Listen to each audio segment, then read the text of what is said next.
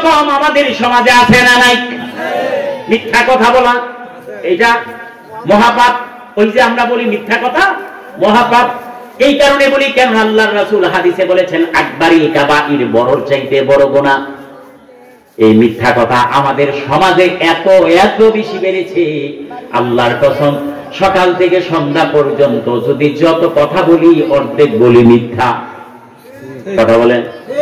আর এই যে একটা যন্ত্র বাইরেছে ভাইজান, এই যন্ত্রটা বাইরে মনে করেন যে মিথ্যার পাহাড় এটার মাঝে, ঠিক কিনা? ঠিক কিনা? ফোন দিলে কই আসল, কই যদি কয় কোদাল কাটা মরে আছি, আছে কোদাল কাটা মরে, তো আমি তো ভাই সাহেব এই দিকে না, আমি একবার দেবিদ্যার আছি, জরুরি কাজে করছি, কুমিল্লা ওকে এলায়। এইরকম মানুষ আছে না নাই? ও মুসলমান, এটা কোনো সাধারণ গুনাহ না, ছোট গুনাও না, বড় গুনাও না, বড়র চাইতে বড় গুনাহ মহাপাপ। অথচ হেসে খেলে এই গুনাহ আমরা অহরহ করতেছি, ঠিক কিনা? আর মিথ্যা সাক্ষীটা কি আবার আমরা দেশে নেই? মিথ্যা সাক্ষী তো আমাদের দেশে নেই। হাই হাই হাই হাই, দেখা গেছে দুই ভাই সকালবেলা বাজারে গেছে, গিয়া মনে করেন কোন কারণে ঝগড়াঝাটি হয়েছে আর কি। এই লোক বাজারই গেছে না, কিন্তু একজনের পক্ষে সাক্ষ্য দেয় না, না আমি আমার সামনে গুসা দিয়া নাকশারা ফাড়াই গেছে, আমি নিজে দেখছি, অথচ সে এই দিন বাজারেই গেছে না। এরকম মিথ্যুক আছে না নাই? কথা বলেন, আছে না নাই? আর আমাদের বিচারগুলো, আমাদের গ্রাম্য সালিশগুলো, শুধু গ্রাম্য বলি কেন, আমাদের একেবারে গ্রাম্য সালিশ থেকে আন্তর্জাতিক আদালত পর্যন্ত সব জায়গায় মিথ্যা সাক্ষ্য দিয়ে মামলা পরিচালিত হয়, ঠিক কিনা বলেন? কেমন মিথ্যা?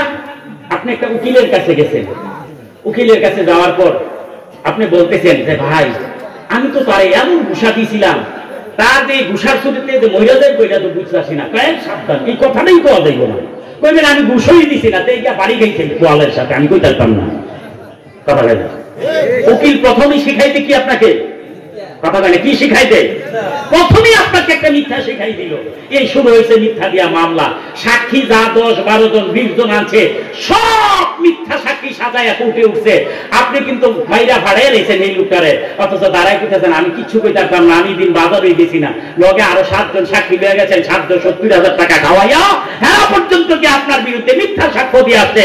আল্লাহ কসম করে বলি, বাংলাদেশের এমন একটা আদালত নাই যে আদালতে একটা বিচার হয় তারা মিথ্যা সাক্ষ্য দ্বারা হয় নাই, একটা বিচার এরকম পাওয়া যাবে না, ঠিক কিনা বলেন? শুধু কি তাই, আমাদের দেশের একটা আন্তর্জাতিক আদালত আছে, কথা বলেন, আছে না? নাম শুনছেন না? আহারে, বাংলাদেশের যে মানুষগুলো সবচেয়ে সোনার মানুষ ছিলেন, এই মানুষগুলোকে পর্যন্ত চুরির মামলা, ডাকাতির মামলা, ছিনতাইয়ের মামলা, জেনাফুরের মামলা দিয়া, শুধু তাই নয়, আমাদের এক কোরআনের পাখিকে পর্যন্ত জেনার মামলা দিয়া, বাড়িঘর পুরানোর মামলা দিয়া, জেলের পর জেল, এই জেল থেকে ওই জেলে খালি টানিয়েছেন, এক জায়গা থেকে আরেক জায়গায়, এক আদালত থেকে আরেক আদালতে এইরকম যাওয়া আসা করিয়েছেন। একজন আল্লাহর কথা যদি সারা বাংলাদেশের মানুষ 100 বছর পর্যন্ত কথা বলে, আল্লাহর কথা এটা বলা শেষ হবে না, ঠিক কিনা বলেন? এইরকম আল্লাহকেও তারা ছাড় দেন নাই আন্তর্জাতিক আদালতের নাম দিয়ে। এখন তো দেখবো ওই আন্তর্জাতিক আদালত আবার তোমাদের বিরুদ্ধে কি রায় দেয়, এইটা আমরা এখন দেখতে চাই দেশবাসী, ঠিক কিনা বলেন?